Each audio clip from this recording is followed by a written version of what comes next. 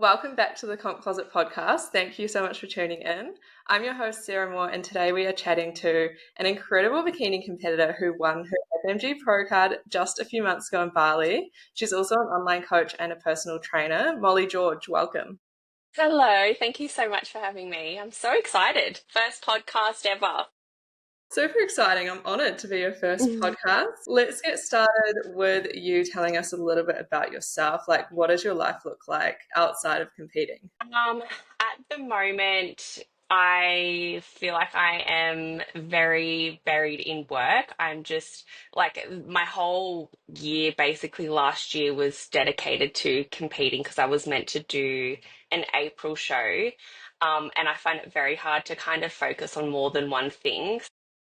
This year I'm really trying to get my business to where I wanted it to be probably a few years ago. At the moment, yeah, I'm very focused on work, but also trying to balance that out with seeing friends and just, my husband and I really recently got married before the show. So we're just trying to spend time together and finish the house. And there's just, yeah, so many little projects going on at the moment, but trying to find balance doing it all. Yeah, amazing. Finding that balance can be hard, especially like when you're on prep. So it's super nice to include a lot more of those things once you're finished with, your shows and preps and things like that. Have you always been into the gym and health and fitness? Yeah, probably since I was 16, I kind of got into the gym, but I didn't really know what I was doing then, but I just knew that I liked having routine, and that was just a part of that. When I first moved to Newcastle and I met my partner, because he was a personal trainer at the time, and he took two girls through a competition. So I wasn't really like across competing and across like the depth that I suppose the gym life kind of gave people until I moved here. So probably 5 years ago was when I really started getting into my training and more of an intense kind of fitness lifestyle. But I have always been active and into the gym, yeah. Yeah, amazing. And what made you decide to compete? Like, what was the moment that you're like, okay, I'm going to do this? It was when did I started with Rob. He's my coach now about 3 years ago.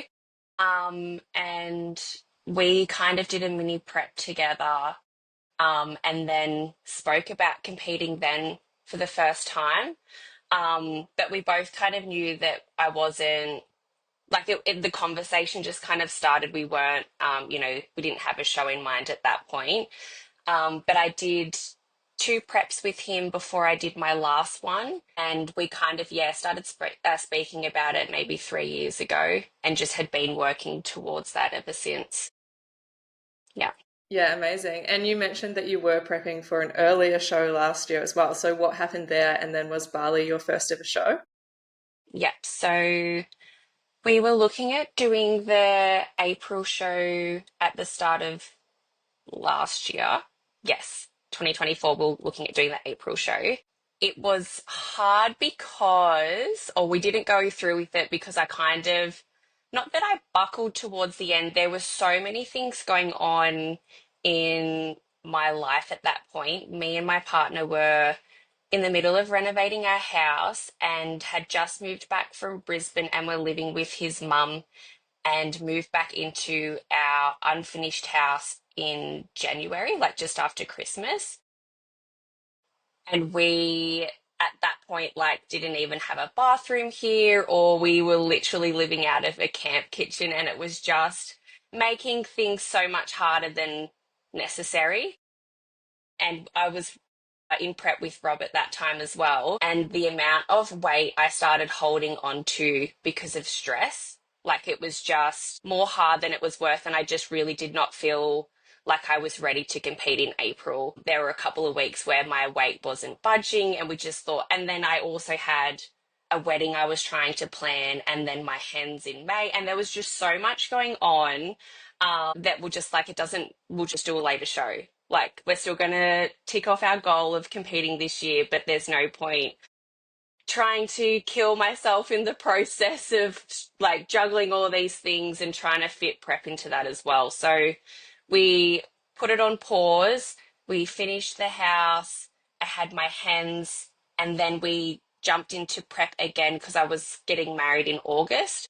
So we jumped into prep again so I could have about 2 weeks off around the wedding and then go straight back into it for Bali. So Bali was my first show, but it did feel like I was in and out of prep the whole of last year.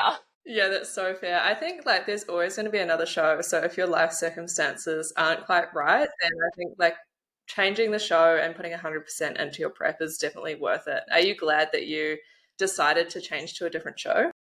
Yes, I was feeling the stress in January and I still had 4 months until the show in April. And going into Bali show a couple of weeks out, like, especially peak week, like, there was just so much going on. And then I started feeling stress again. So there's just no way I am so glad that we decided to do that because it just would have been an absolute nightmare in April if we were to go through with it then. So it worked out well, and I'm so glad that we did that. Yeah, absolutely. And then when you were on prep for Bali, were there any major challenges or obstacles that you faced during prep? Through prep, no, it was fine. It was literally ever since we went to the airport to fly out to Bali, like everything I felt like could go wrong did go wrong. That peak week was a literal nightmare. Tell me more. Just decided to become very accident prone. And I had my photo shoot the week before, the week of we were flying out, and I had slipped over and landed on my bum and got a massive bruise on like the glute I push into for all my photos. And then my bikini was meant to arrive that week. Like, I'm very last minute. My bikini was meant to arrive that week and it was too big. And then when we were driving to the airport, we were running late and we almost missed our flight. When we got to the airport, all the food I had prepped to take with me all got thrown out. So then I was like, okay, I'm going into Bali. There's not like grocery shops there as such. Like, where am I going to buy my chicken? When we fly into Bali, there was a bit of a mishap with our accommodation and we didn't get in till really, really late. I think it was 2 a.m. and I didn't have any of my food with me. So the next day, my husband, God bless his soul, hired a moped and was just like driving around Bali trying to find like all the food that I needed for comp. So we did get that sorted, but it was just like where we had booked our accommodation was about an hour away from where the show was. So it was just like trying to get on like, and it was also wet season as well. So trying to get on a bike to get to everywhere we needed to get to it was just a whole stressful situation. And then the day before, I had ran into a glass door and got a big egg on my head just because I was so flustered and stressed. And yeah, it was just a nightmare. We end up booking accommodation like right at like where the show was for Rego night and then show morning, which thank God we did that because I think that saved me. But yeah, Bali was a nightmare. Yeah, wow, that is a lot to go wrong. Is there anything that you did to kind of manage that stress, or you just were in survival mode? Yeah, I was just in survival mode, but if I didn't have my partner there, I think I would have just given up. Yeah, Like, no, this is not happening. it's so stressful. So, aside from the stressful peak week, how was show day in itself, and how did it feel stepping on stage internationally, let alone for the first time? Yeah, it was an incredible experience. I was so nervous every single day, like especially peak week leading up to the show. Just, I think I didn't know what I was going to expect, but there was nothing more that I could have done. I practiced like posing every day. So I was feeling ready in the sense of I'm happy with my physique and I'm confident with my posing. But you just never know how your nerves are going to play like on show morning. But the morning of the show, I didn't feel nervous whatsoever. I think just because I was like talking to all the girls there and just it was more fun than it was nerve-wracking. But it did feel like it's a very long day. Like we were absolutely exhausted. But yeah, I wasn't necessarily nervous like getting um up on stage. I was very relieved to get that kind of done though. But it was a really good day. It was so much fun. Yeah, amazing. And did you expect to do well? Like, did you expect to win? No, there were a couple of, or probably a month out, I started really comparing myself to other girls that I knew were competing, and I was just psyching myself out a little bit. And Rob kind of said to me, just stop looking, like it doesn't do you any favors. Like, if you just trust me, and I trust that you're going to do well, then that's all you need to kind of think about. Don't like look at other girls. When I did that, I kind of like turned off notifications off like a couple of accounts that I was like just comparing myself to and just feeling, I suppose, unready compared to other people. But everyone's prep looks so different, and I just didn't know that at the time. So yeah, I kind of blocked that out a little bit just before show day, and then yeah, show morning, I was feeling good, and then seeing all the other girls that I was doing it with, I'm like, oh, this is actually just more of a fun thing that we all do together rather than like a competition. It didn't feel like that, I suppose, on the day. Yeah, absolutely. I think that comparison part is so important. Like, it's so easy with Instagram these days to start comparing yourself to all the girls. You don't have to go and unfollow people. You can put people on mute, or like you said, just turn on notifications so you're not like doing cardio, Yeah. watching all their stories and seeing things pop up. Said. And it's a good thing too. Like when I'm not in comp, I absolutely love like watching everyone else's journey. It was just like me more saying to Rob, oh my God, like I don't, look as lean as what this girl is a couple of weeks out. And are we doing the right thing? And you just kind of start second guessing everything that you're doing, which I think can become really unhealthy. And like Rob said, it doesn't benefit you whatsoever. It just kind of psychs you out more than anything. So yeah, you're so right. Yeah, absolutely. So, how did it feel when you heard your name called as a new FMG Bikini Pro? My God, I was literally just so overwhelmed. It's one of those things where I didn't really know what was going on until after. While you're up on stage, also, no one ever really speaks about this, but or maybe it was just me, but I could not hear what the judges were saying whatsoever. So, where it was more like, when you got a quarter turn and you're just kind of copying what everyone else is doing. I don't really know what was going on. But it wasn't until Brie was like when I went up at the front of the stage and Brie gave me a hug and she was like, "Oh my God, I can't believe you won." I was like, "What?" Like I didn't know what was going on until like it had all been done, I suppose. But yeah, it was unreal. It was one of the coolest things I've ever done for sure. Yeah, incredible. And then how did you feel like the few days after and flying home and things? Did it feel real? Yeah, it felt real when you like FaceTime your family, and like my best friend was FaceTiming me and she was crying and she was like, "Oh my God, like I can't believe you've done it." Like it was surreal until like that point, I suppose. But yeah, it was such a cool experience. Yeah, incredible. And then I think a lot of competitors expect that, everything's going to change when you win your pro card or when you go pro. So has it impacted anything at all in your life or in your business?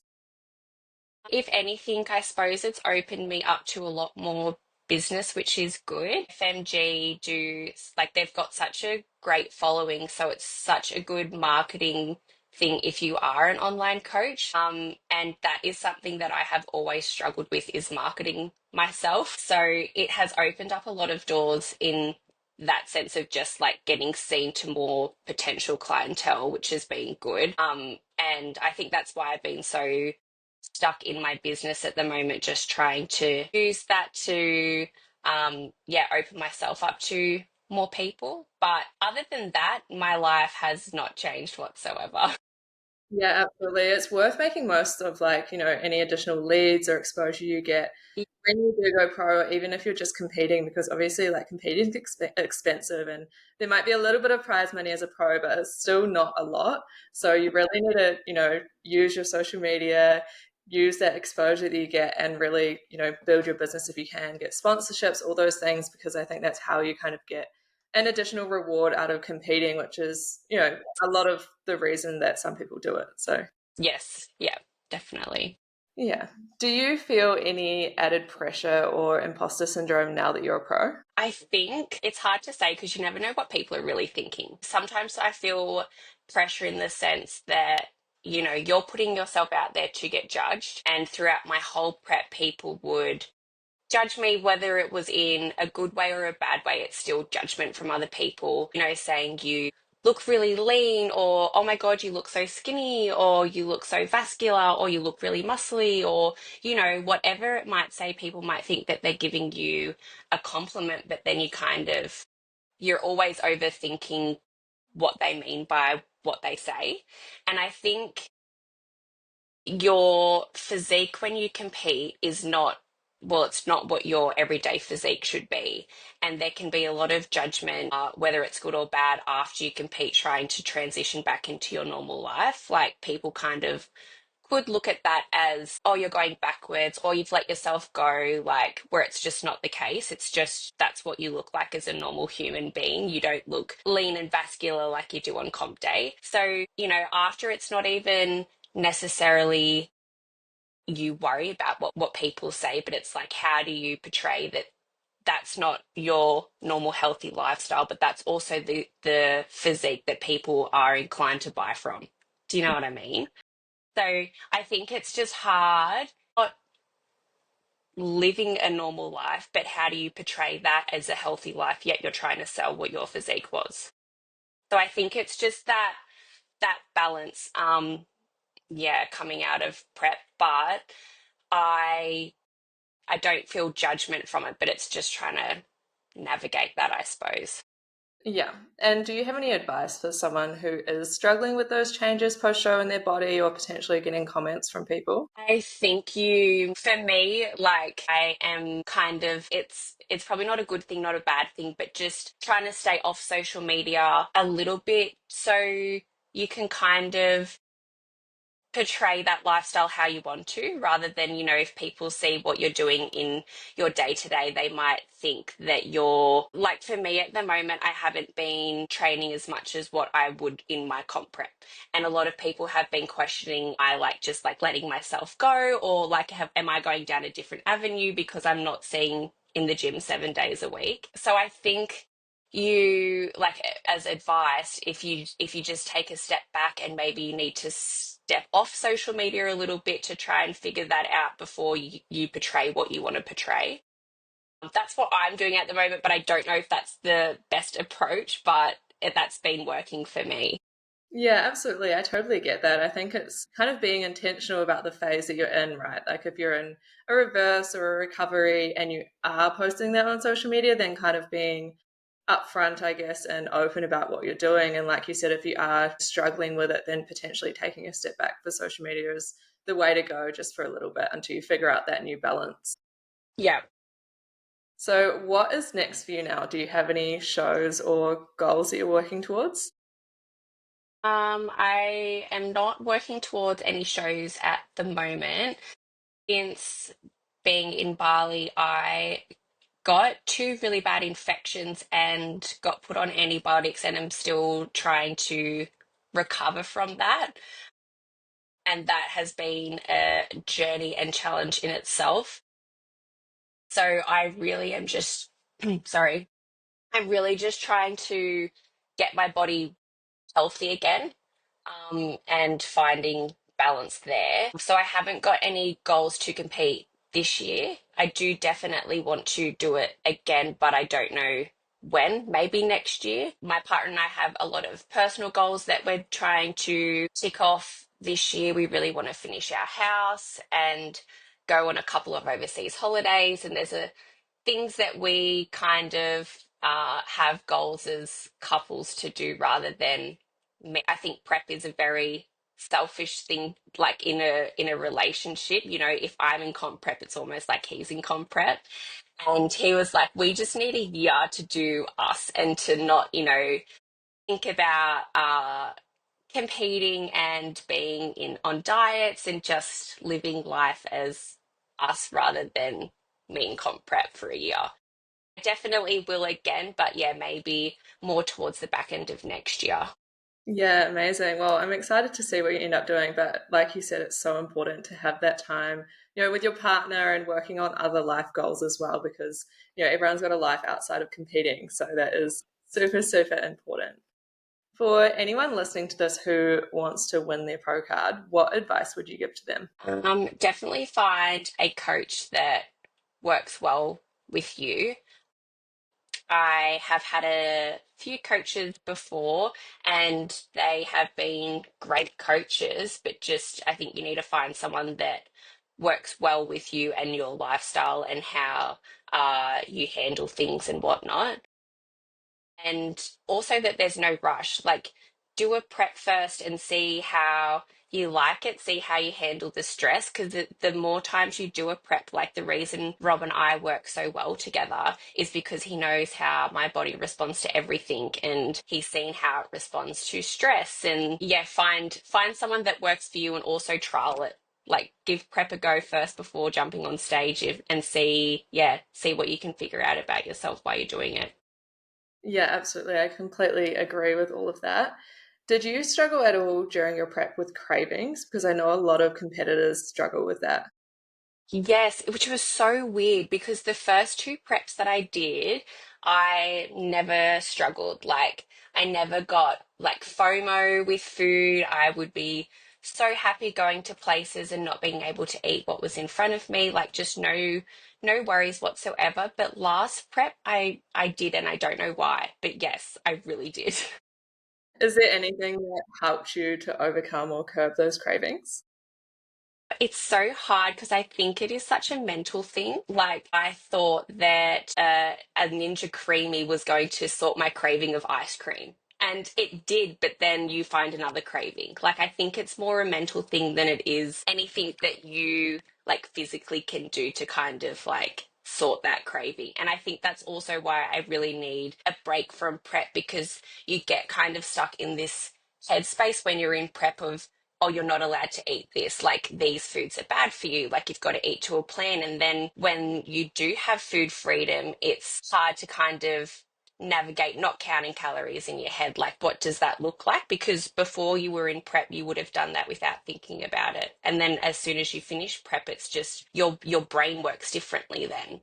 So I think the first two preps that I did, it being a new thing for me, it wasn't anything that you had to then think about because someone gave you a plan. But maybe that's why I got really bad cravings my third prep in because I just knew that it was like, okay, now you're not allowed to eat this anymore. And I knew that it was becoming unhealthy in the sense that the day before, or even a couple of days before I'm going in prep, it's like, oh, let's eat this dinner because I'm not going to be able to have that. Like, I'm not going to be able to have that for ages.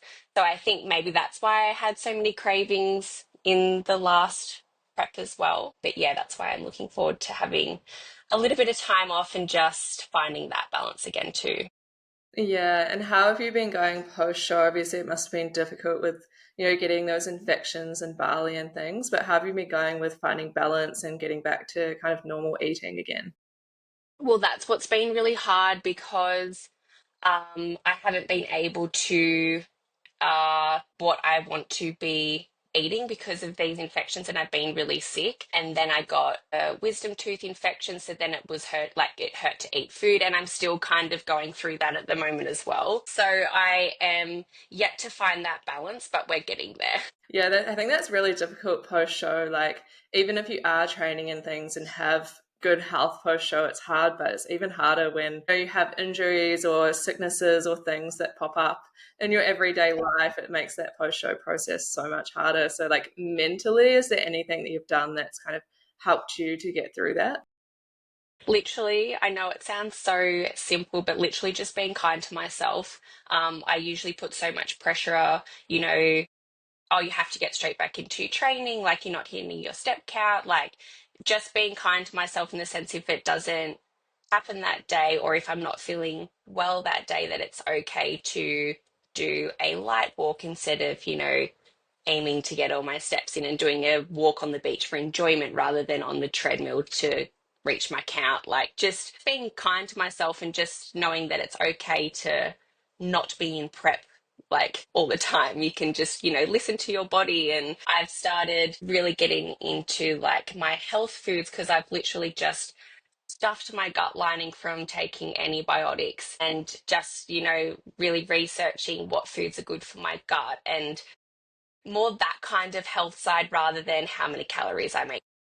Yeah, I love that. And I can completely relate to that kind of transition being hard from going, in a prep for months and months, just ticking the boxes and having to get stuff done no matter how you feel, to then post show, you don't have, like, you've still got some boxes to tick. You still obviously have your overall health goals, but you don't have to be so regimented. And it can be hard to be like, oh, actually, it's okay that I did less steps today, or maybe I'm going to shift my training around and train on another day, or maybe I ate a bit more today or ate a bit less. And it's just making that shift and, like you said, really being kind to yourself and relaxing a little bit post show.